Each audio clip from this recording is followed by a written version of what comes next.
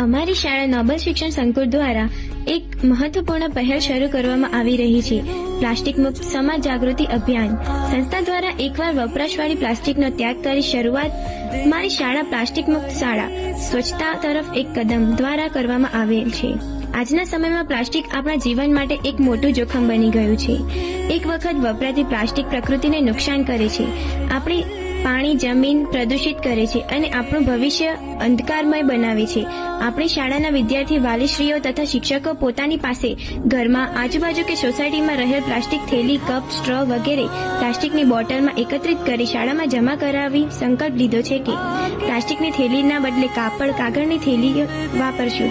એક વખત વપરાતા પ્લાસ્ટિકના વસ્તુઓનો ત્યાગ કરી પુનઃ પ્રયોગી વસ્તુઓ અપનાવીશું.